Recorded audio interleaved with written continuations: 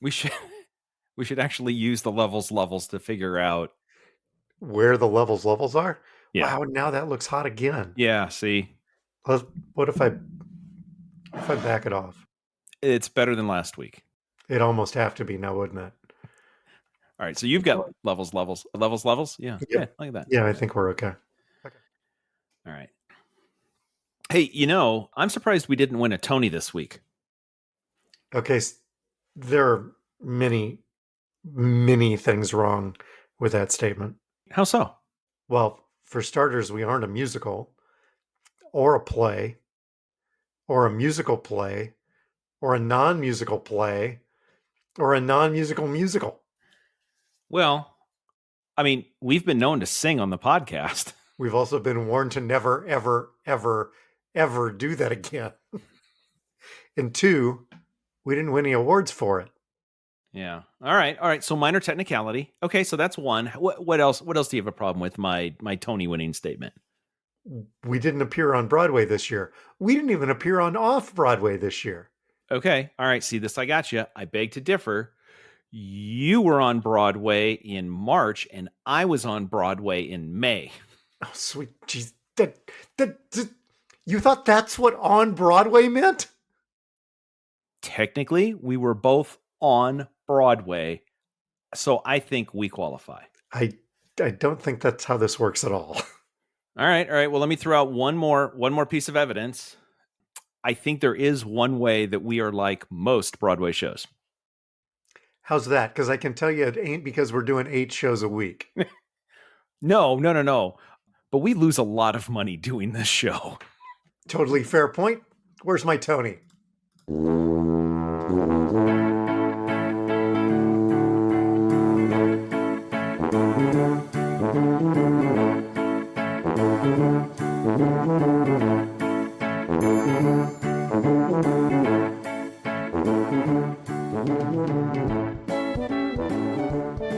Hi, toddlers. Welcome to Talking to Todd, a weekly podcast with Dwayne Johnson and Todd Prinz, where failure is always an option. Thanks for joining us. Hey, Todd. Hey, how's it going? Pretty good. How are you? Not too bad. We're recording on a Thursday night, which means close to the weekend, so we'll call it pretty good. We'll take it. It's the third Thursday of the week, so you know what? It's better than being the third Monday of the week. Good point. Yeah. Hey, piece of follow-up. Yeah. Did you see Smash closed already? I did not. Technically, they announced that they're closing already. Like the Tonys happened on Sunday. By Monday afternoon, they announced that they're closing on like June 22nd or something. So they did not win any of the Tonys that they were nominated for. And they apparently lobbied the Tony people, the American Theater Wing, to allow them to perform during the broadcast. You know what the biggest problem with that is? They weren't nominated for Best Musical. They were not. Or Best Revival, because it certainly wasn't a revival because it was new. Though you could say that it was a revival of the television show. No, it wasn't. But I'm glad I got to see it when I could, because much like, I don't know, let's say Studio 60 on the Sunset Strip, it's going to be gone. You do have a chance, though. If you hopped on a plane, you could go see it. You could go see it again. I could, or I could figure out how to go watch it one time at the New York Public Library's Theater Archive. Good news, that'll be available soon. Yes, it will. Your point about they didn't win a Tony on Sunday night, late Sunday night, and by Monday afternoon, the letter went out saying, here's our closing date. That makes me think that letter may have been typed in advance. Not a snap decision. You know what? If we don't win something, if we can't call ourselves Tony Award winning, which Operation Mincemeat can. Yes. I have heard from people This is why it may have come out on Monday afternoon. Sorry, everybody. Welcome to Theater Corner. A Tony win on Sunday night can lead to $500,000 to $1 million worth of bookings by noon the following day. Like, it's pretty quick. So, Yep. Anyway, sorry. We should, you know what? We have some more follow up around there, but we should get back to the.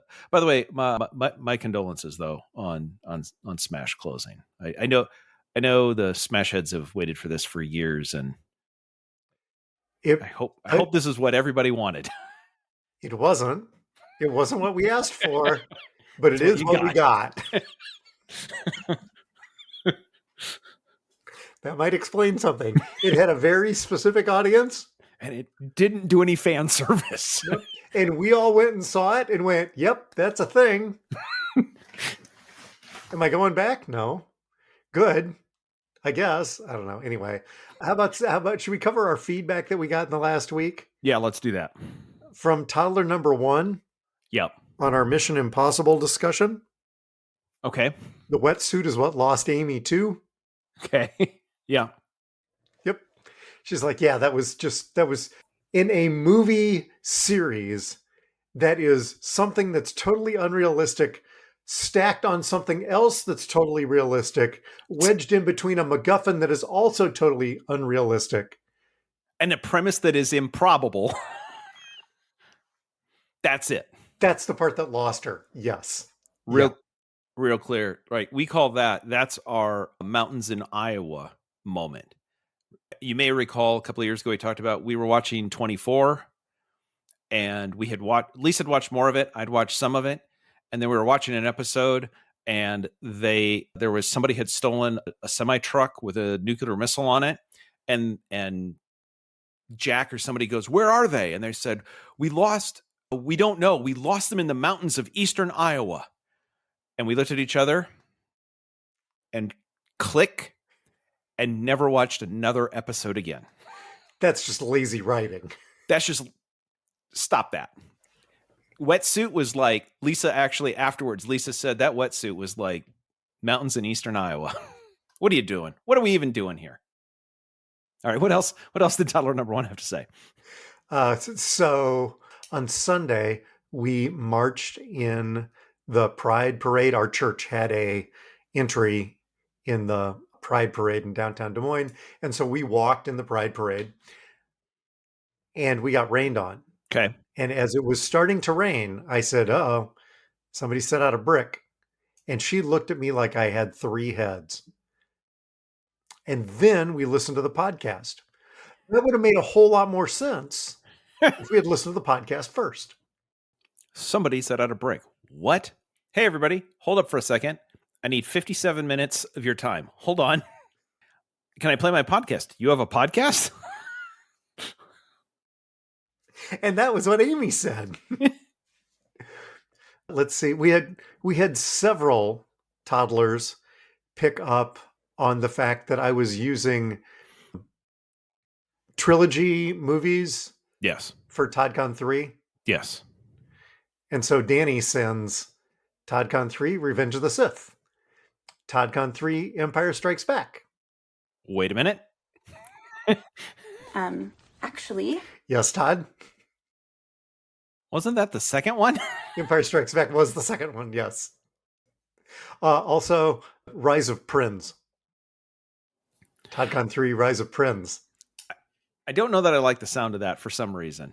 By the way, just to be clear, Danny did defend himself because he was counting Rogue One and he put them in chronological order so in the timeline, not on the release order. Like, oh my, now we're into that. Well, actually, see, the events of Rogue One take place just before the beginning of A New Hope. You mean Star Wars? No, it's called A New Hope. Oh, geez. Anyway, by the way, that wasn't Danny. That was just a generic, I'm going to say, Comic-Con person. He also suggested ToddCon 3 Parabellum, which is John Wick, if you watch the John Wick movies. I have not. So, okay. David Batchelder, toddler number 6, suggested ToddCon 3 The Good, the Bad, and the Ugly. That's going to lead to a conversation. Yeah. Which is which is which? And if you can't figure out of the group, Here's the thing. There are only two hosts on the podcast. thanks, Eli.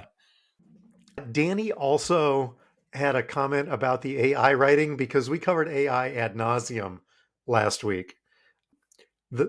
Any authors that work with their company have to sign an agreement disclosing any AI that they used and any agreements that and they have to sign that they won't use any AI in their work, and so we got into the minutia of, well, what if the AI wrote the agreement? Yes. As, What if it's the AI signing the agreement? also, hey, Dingus is his new favorite bit. There you go. Michael from my Saturday morning golf group that listens, Yep. I'm going to assign him a toddler number Okay. here. He's going to be toddler 818 because that's our tea time on Saturday morning is 818. So Michael is toddler 818. He had two comments. He thought last week's idiots, he thought for sure that last week's idiots of the week would be Trump and Musk. He thought sure they would be. Like we couldn't help ourselves and they had to be. And yet we managed to not. The amount of effort and energy that we put in every week to not go there. You wouldn't believe it, toddlers. Yeah. It's a lot, I will be clear.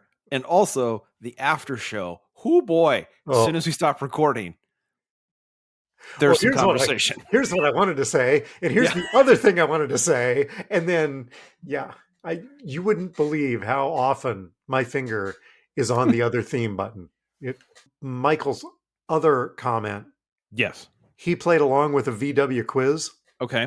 He could also only come up with two brand names. Lamborghini? Really? Huh. Oh, okay. I will point out, assuming that you've listened last week, now that everybody's armed with this information, if you've got a friend or an acquaintance, maybe let's just call it an acquaintance, or maybe somebody that you don't want to be an acquaintance anymore. Anyway, they pull up in their Porsche. Feel free to say, that's one good looking VW. Yeah, that's a nice VW. Yeah. No, it's a Porsche. Yeah, but it's really a VW. If you happen to know anybody with a Lamborghini, first ask them for a ride, then say that is one good handling VW. We need to, I don't want to jump ahead to what we're watching, but we need to contact Caleb and let him know that he needs to start referring to Jeremy Clarkson's Lamborghini tractor as a VW. I wouldn't see you as a VW person. No, it's a Lamborghini. No, well, Technically. Yeah. I'm sure that's going to go over well. We just got done with the Harvest episode. Boy, Jeremy was not happy. Anyway, jumping around a little bit there. Any feedback that you caught? Nope, we're running a little behind. So, nope, we're good for now. Okay. I had one other. Actually, when we were listening to the travel stories about where people were swimming during my trip, Amy and my trip, and the body of water that we took a day cruise on and that Charlie swam in, I repeatedly and confidently called it the Mediterranean. Yes. It's the Aegean. I did it at least 3 times, and Amy corrected me in the truck every time. All 3 times. Yes, she did. Yes. None of that sailing was in the Mediterranean. All of it was in the Aegean. Yeah. Yeah. There you go. Yeah. Yep. A couple other pieces of follow-up. What'd you have here? In our continuing quest to document all of the escaped animals that are out there. Okay. I didn't see this story. Yeah. By the way, let me send this to you. While because this is an animal who was like, yeah, you caught me. So while you're waiting for that, so Ed the zebra, who is a pet zebra in Tennessee, he was captured. He was captured after a week on the loose. He was captured in a pasture in a subdivision. The sheriff's office said an aviation cruise captured the zebra. They airlifted him and flown him by helicopter back to a waiting animal trailer. I have He to just say, he he just looks just pissed. well, that might be. I think they may have put a thing over. I think they may have put like a Hannibal Lecter mask over his. I think that's it. And he might be hogtied. Other than that, I mean, tell you what, if the sheriff shows up, puts a mask on you, hogties you, throws you in a net, and lifts you up by helicopter while you're just hanging out in a pasture, you might be a little upset. Anyway, good news. Ed had a week out on the town and was caught. So anybody, again, Tennessee. So anyway, good for Ed. He, I'm assuming, has been safely returned to his owners. Yes. He looks so happy, so content, just hanging out. Yeah. You know, Just, hey, I'm getting a helicopter ride. How many zebras can say that? not wrong. How about you? What'd you have for follow up? So in our continuing coverage of stadium pricing, Yes. the US Open is this week. Okay. We may have more content there later. All right. But the US Open concession prices are reasonable. Are they sports reasonable or just reasonable? Well, if you're an all beef hot dog, apparently it's important that they say all beef, it's just $7.59. That's not terrible for a sporting event. Right? An Italian sausage is $10.95. That's a nickel cheaper than they are in Wisconsin.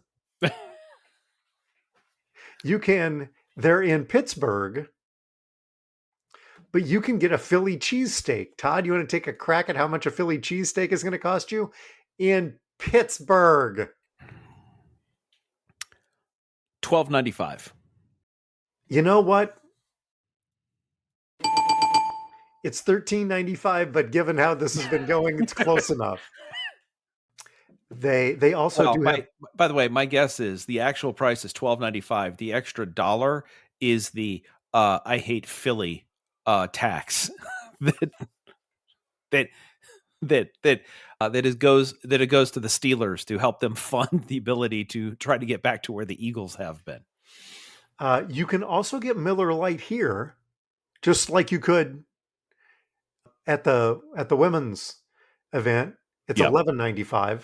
Okay. So is Modelo. So is Corona Extra. So is Corona Premier. Todd, do you have any idea what the difference is between Corona Premier and Corona Extra? The first 4 jokes came to my mind would need the other themes, so let's just not. The bottle. Maybe one comes in a nicer. It's just the label. Here's the thing: one you print premium on, and one you don't. The one that's the premium is the official beer of the US Open. My guess is it's the exact same beer. Allegedly. Did I just cover ourselves there? In post, just put the allegedly in the front Closer that would take editing. Yep. We don't do that around here. Okay. So yeah. And breakfast sandwiches are $6.95 and $7.95. Those are even cheaper. They're not as good. Anyway. How about egg salad sandwiches? How much are those? There's a turkey sandwich and it's $12.25. Ooh. Maybe the Denver Broncos are attending. Do you know why? No. You can get Uncrustables for $3.95. Or you can go to Costco and buy an entire box of 24 for $12. Anyway, U.S. Open prices. Catch them while they're cold. I don't, I don't know. Anything else? Nope, I don't think so. Okay, a couple of promotions. Yep. Anything on ToddCon 3 Tokyo Drift? No, I think plans are still holding steady. Okay. Yeah. How's training going for ToddCon Breaking Wind? Well, we'll discuss that later. Okay. We'll talk about that. We'll update though. I got an email today saying that I needed to verify my address because they're getting ready to ship out all of the stuff. On the other hand, they said click this link and log into your account to confirm. Like, I'm not doing that. I'm not. People, stop sending links and telling people to click on them. Just tell them. Just go to this website. Don't anyway.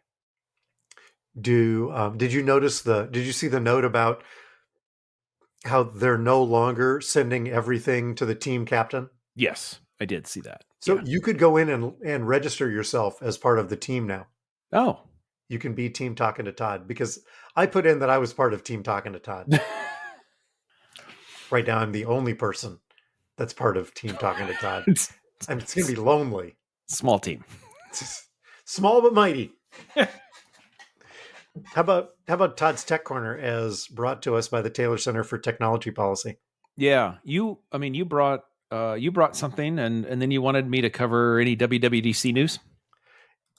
Yeah, so Batch Elder, toddler number 6, he and I were texting this week about getting together to play golf, and I said, okay, Monday, great.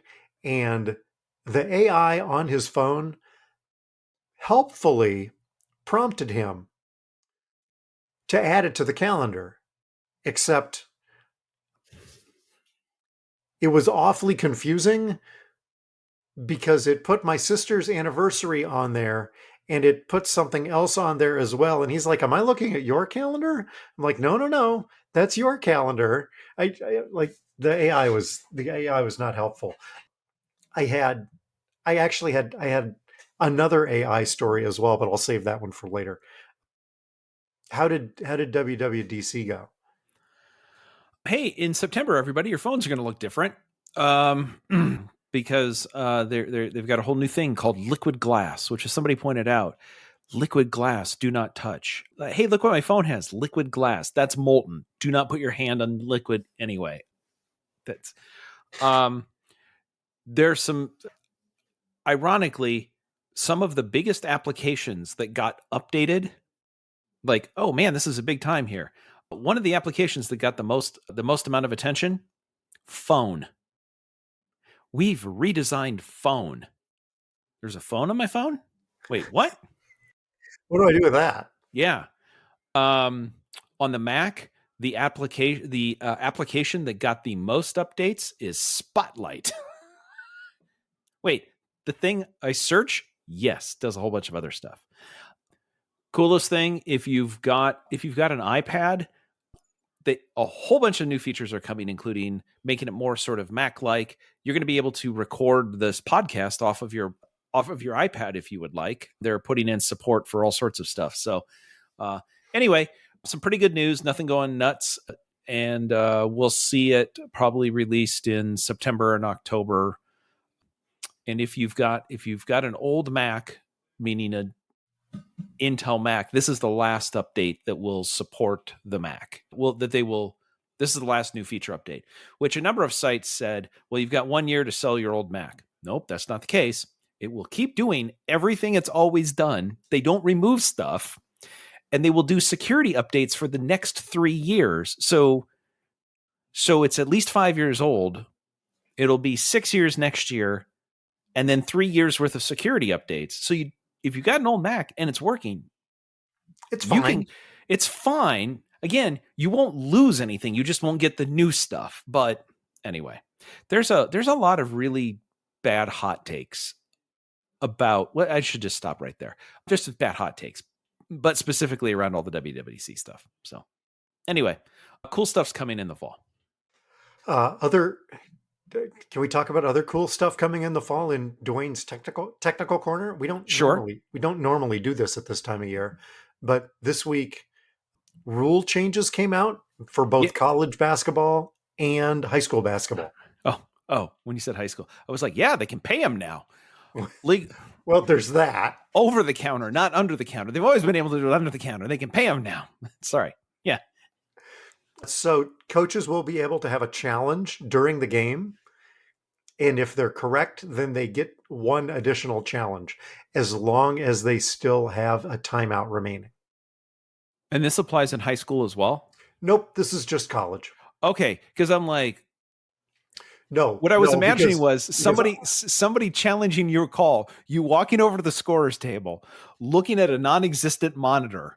Like your team huddles around, you put on fake headphones, look at a non-existent monitor for about 30 seconds, look at each other, nod, take the fake headphones off and go, challenge failed.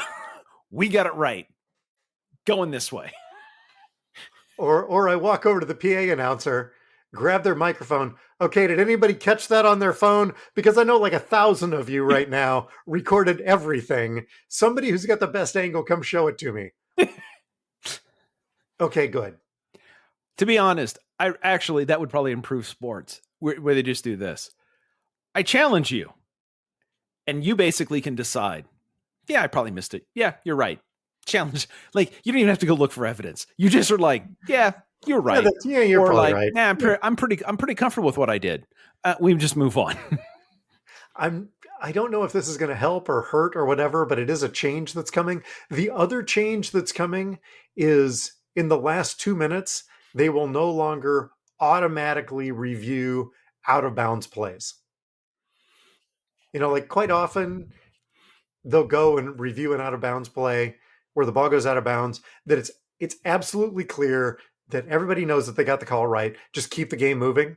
It's no longer required that they go and review every ball that goes out of bounds in the last 2 minutes. It should speed the game up. I was going to say, I didn't even know that's what they were doing, because the last 2 minutes of college basketball games is when I take my naps for about 45 to 90 minutes. And then in high school basketball, they're changing the goaltending rule. It used to be that the ball had to be on its downward flight towards the basket before it became goaltending. So if you were doing a layup and the ball hits the backboard, but it's still going up, you could block it after it hits the backboard. Okay. That's the way it's always been. Lots of confusion because the college rule, and the pro rule for that matter, is once the ball hits the backboard, no touchy. That's now going to be the rule in high school as well. Once the ball hits the backboard, if you hit it, it's goaltending. So also, if you smack the backboard and it vibrates the ring, and I decide that vibrating affected the ball in any way, I can now count it as goaltending. Before I could count it as basket interference, and I can count that bucket. I couldn't do that before. I'm going to be honest. I'm still stuck on the idea of the ball hitting the backboard and still going up, and you were allowed to hit it. I'm going to be honest. For the amount of basketball I've played, I didn't know that was a thing.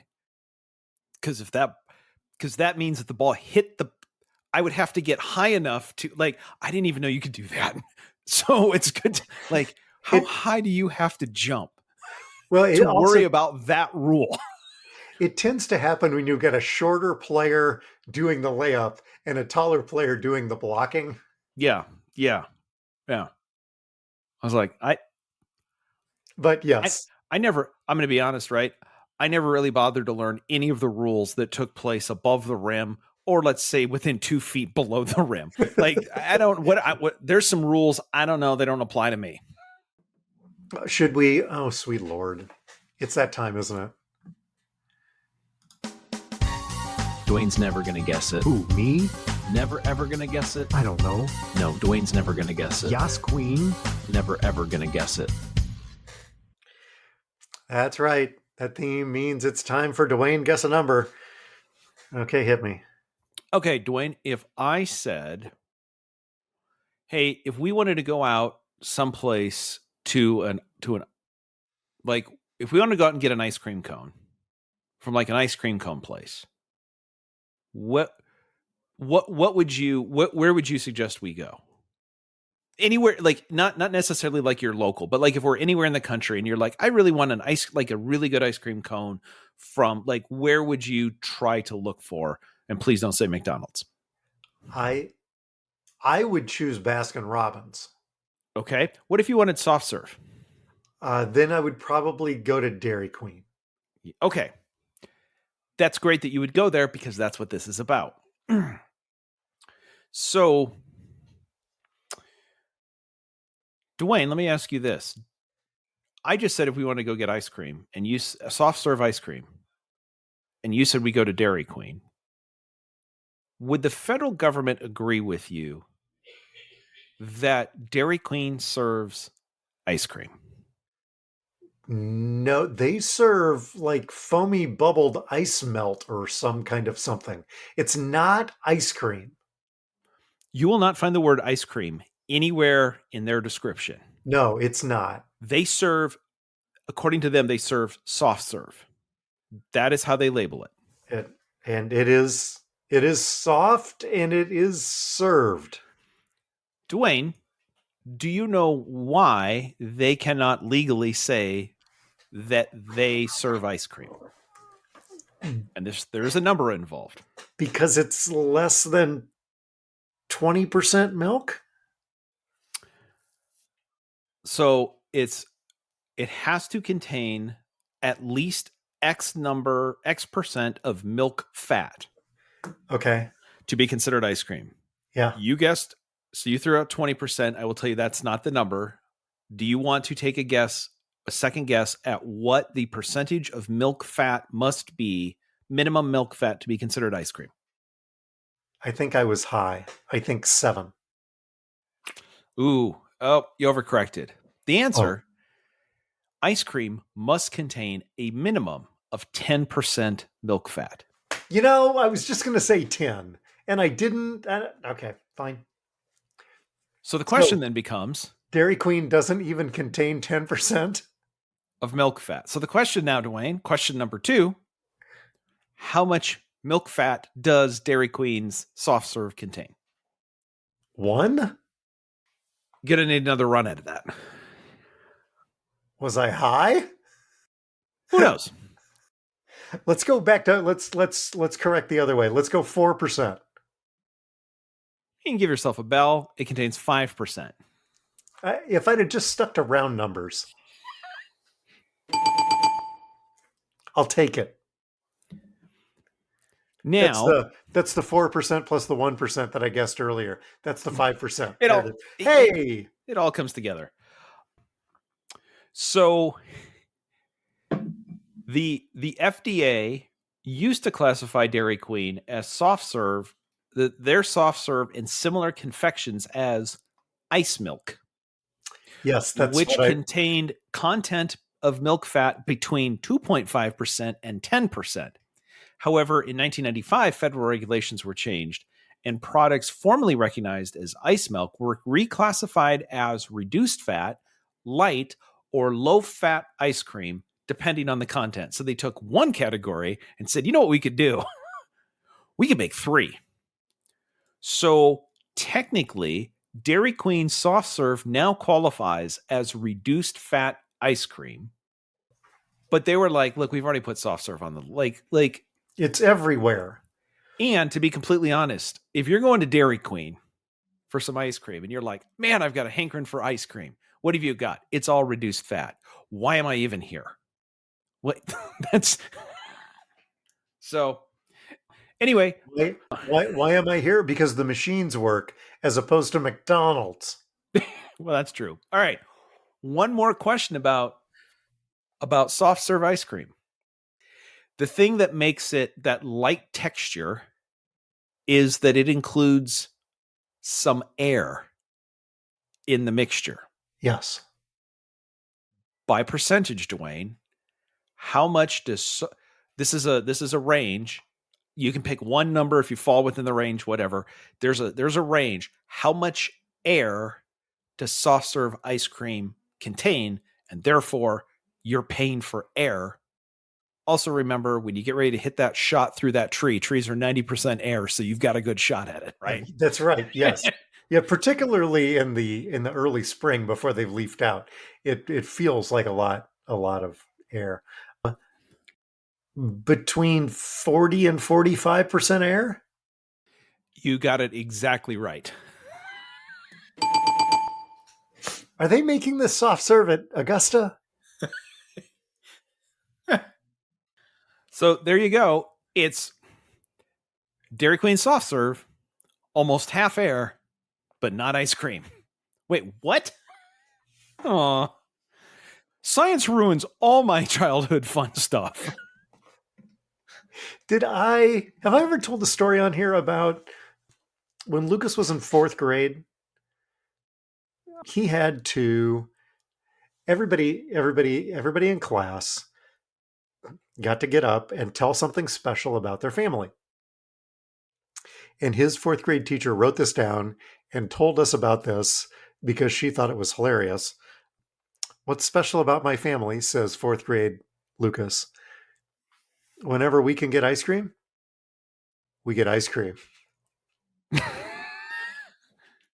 He's absolutely correct. It's held true to this day. It's our family motto. Whenever we can get ice cream, we get ice cream. It'd be great, like on a crest, right? Like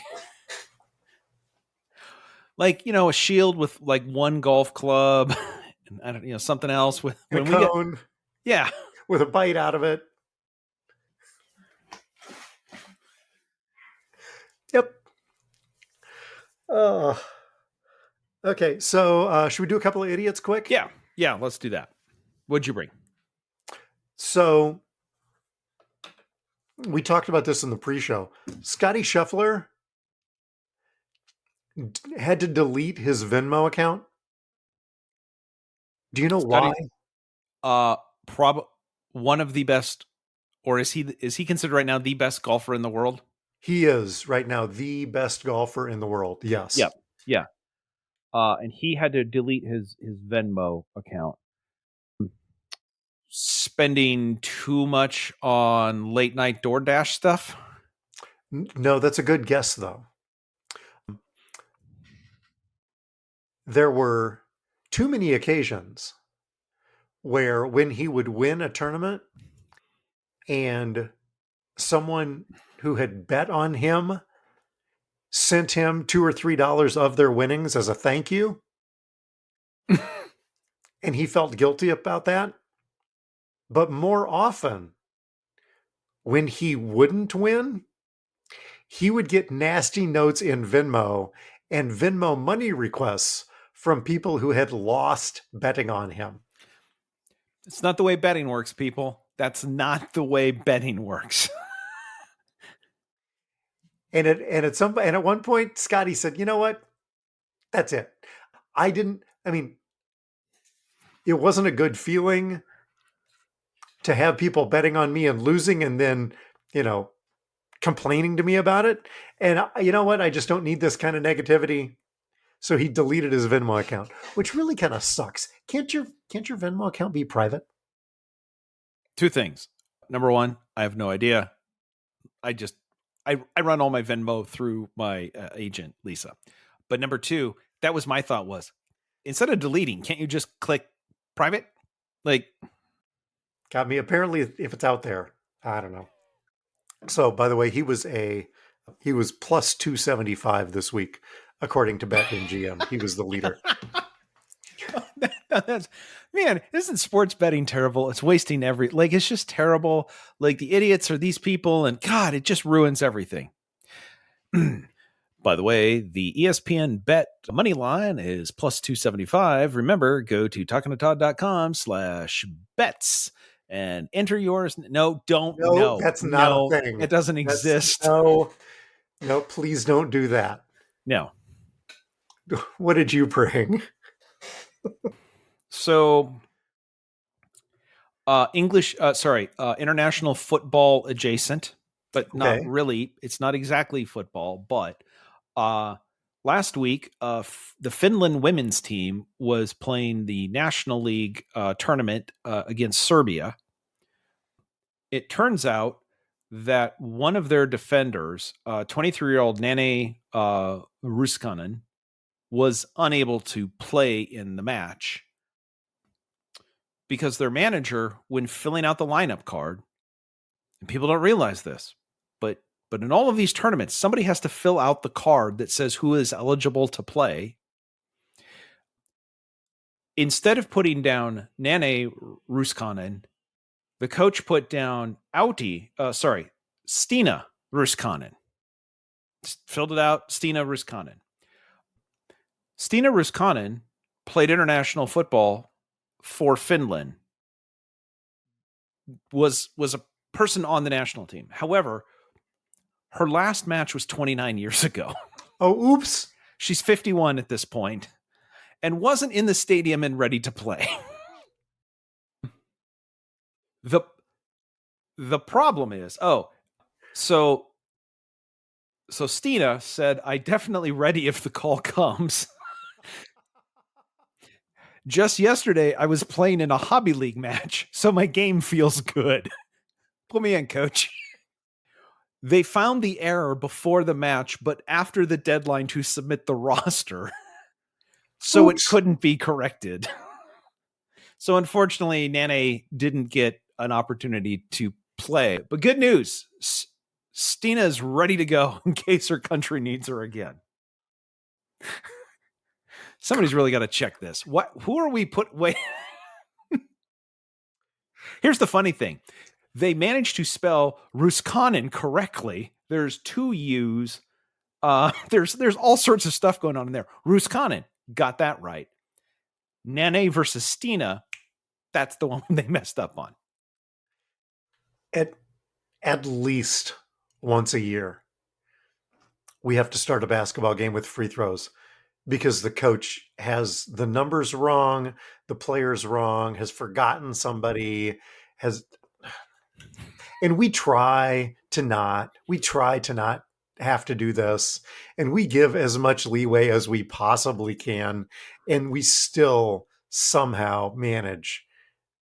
Seriously, and I mean, the girls' game, which is typically first, has the entire day to get it right. The boys' game has at least during the entire girls' game, if not the entire day plus the girls' game to get theirs right. Are they ready? They never are. Never. They're never ready. Never. Never. Pet peeve. Apparently. My thought would be, at some point, I could just see this.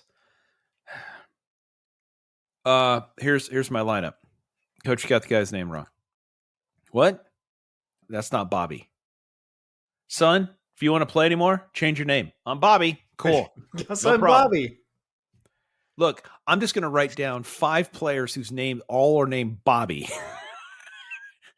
It's fine. Well, and honestly, I don't even care about the names. All I care about is the numbers and that the starters are circled. I don't even care about the names. The names, you could write Smith 15 times, and I'm not going to care. Whatever. Numbers and names. That's all. Numbers and starters. That's all I care about. Guys, this is like a Sesame Street thing. I'm going to have you all line up and just write down the numbers that you see in front of you. And then have 5 of them step forward. And then just circle the 5 numbers you see. Like 1 starting basketball player, 2 starting basketball players. Yeah. Yeah. Numbers are hard. Yeah. Numbers are hard. Did you watch anything good this week? Yeah. So on Sunday night, we did watch the Tonys. Yep. Made a tactical error. We watched it live. There were a lot of drug commercials. Yes, there were. A lot of drug commercials. Like more drug commercials than an NFL game. And that's a lot. That's a lot. Also a lot of tea commercials. I'm pretty sure. and live tea commercials. Yeah. I'm more thinking like I can see the bottle, but I don't remember the name of the company, but I'm pretty sure they spent their entire they're like, "Hey, should we buy ads throughout the year?" And somebody was like, "I've got an idea. Why don't we buy out the Tonys?" And they're like, "What?" Like, well, it's not as expensive as the Oscars or the Grammys. We can afford this. Also, I watched it, but I didn't listen to it because CBS and the producers, a celebration of live theater, couldn't get the sound or the microphones working for most of the broadcast. Good God. I don't know what the hell their problem was. Like at one point, the microphone was there, and it was like they're just like turning on random microphones throughout Ready Studio Music Hall, except for the big one on stage. It's because these people do 8 shows a week, but they don't do 9. Yeah, well, that's too much. Yeah. Anyway, so we watched the Tonys, and then we've started watching Department Q on Netflix. Okay. It is so it's based in Scotland. it's got a Scottish detective. It's rather intense. Starts a bit dark. We've watched 2 episodes. It starts off as what you believe to be a standard British crime drama, and then it kind of goes up a couple of notches. So yeah, it's got a vibe. It's got a dark vibe to it, but it's got a vibe. So anyway, we're watching that. How about you guys? What are you watching? Well, we continue to slow binge Clarkson's Farm. Yep. It's really good. We started watching Stick on Apple TV Plus on Apple TV on Apple TV. Yeah, that's starring one of the Owens. Or sorry, one of the jeez. One of the Olsen twins? Is that who it's starring, Todd? One of the Wilsons is what I meant. It's Owen Wilson. Yeah.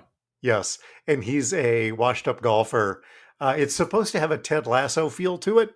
That's what a lot of people said. I haven't gotten there yet. I haven't gotten that feel yet, but there are some funny things. And, you know, we're also slow binging that. And we're still slow binging Poker Face. So, and then do you remember the week that you brought a trailer? The thing that you were watching that week was a trailer. Okay. I don't, but that checks. Yeah. Amy sent me the trailer for Spaceballs 2 because it dropped yesterday, maybe. And it's awesome. And I can't wait for 2027. I just hope Mel Brooks makes it that long because I desperately want this movie. I was going to say, hey guys, with Mel working on this, can we maybe could we get this out, I don't know, August? Zippity zip. Because Amy and I were talking, how many people can't be in this movie that were in the original? Well, there's John Candy. Right. Joan Rivers. Yeah. I think Bill Pullman is no longer with us. Yeah. Quick with us, not with us. Yeah. Rick Moranis doesn't act anymore. Yeah. Yeah. Well, it's time to recycle the cast. I guess. Yeah, something. I don't know. Anyway, so Spaceballs 2 is coming. Good to know. The search for more money. The quest for more money. I don't remember what the tagline was, but merchandising. Anyway, what'd you learn this week? Anything good? Yeah, so you were asking about my training for heading out on Ragbri. I was like, yeah. I should get around to that. So last weekend I'm like, hey, you know what? I'm gonna go out, get a good 20-mile ride in, just kind of knock the rust off. Let's get going. I went out on the trail system that we have here, started going on my regular route, and a mile in, trail was closed. There had been some storms, and 2 miles of the trail were closed for repair. Okay, well, I guess I'll turn around. Going down the other way. When did they put that trail in? When did they put that trail in? Hey, when did they put that bridge in? Hey, when did that sign go in? Wow, how long has it been since? Oh, it's been almost 2 years.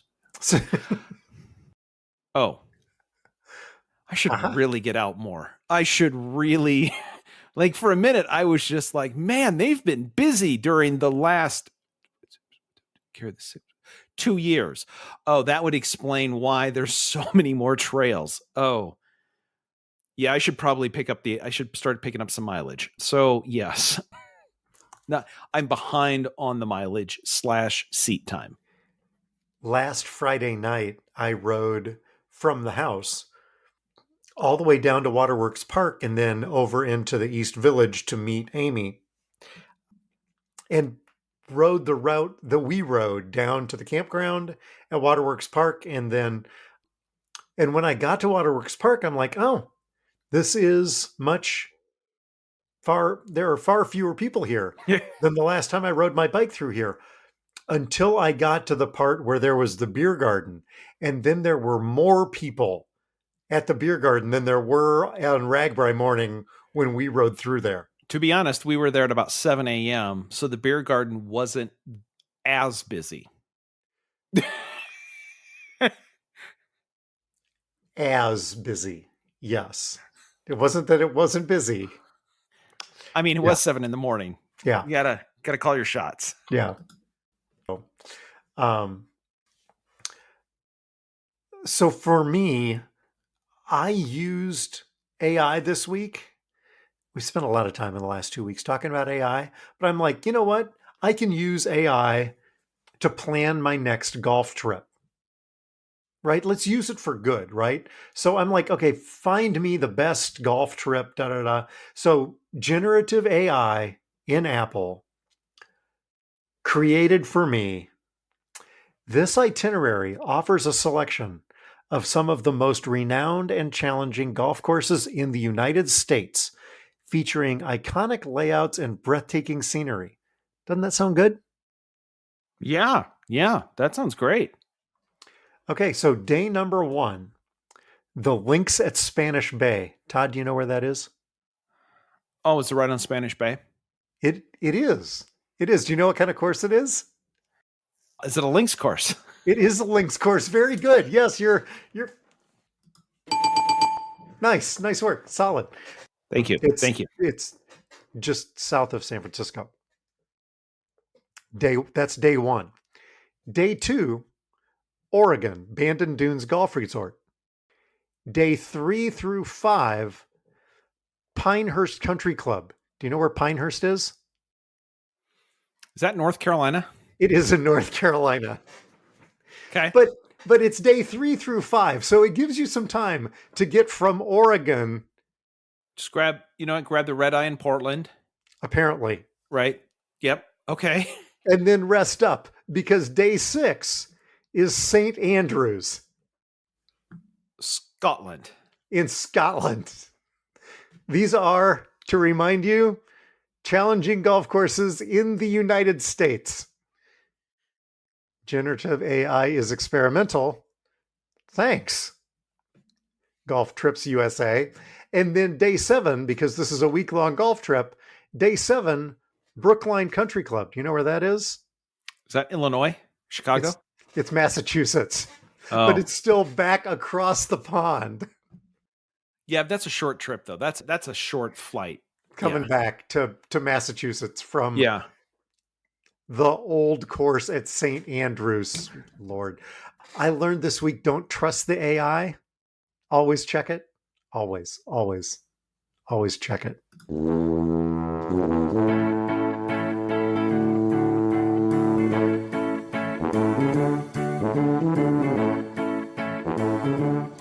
The music is Happy Boy by Kevin MacLeod.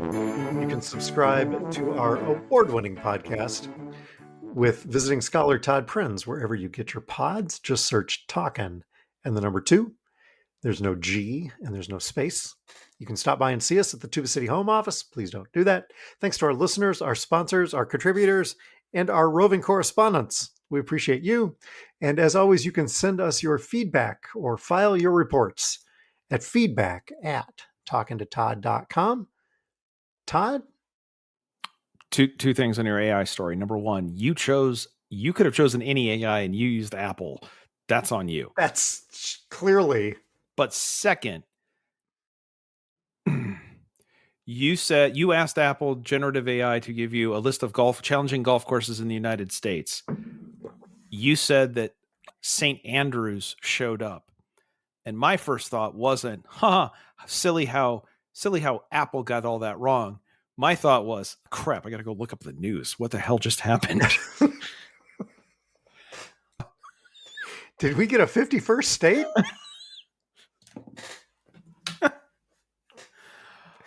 Oh, Lord. We're clearly going to have something that we need to clean up next week. Until then, we'll be back. We're here. We're talking to Todd.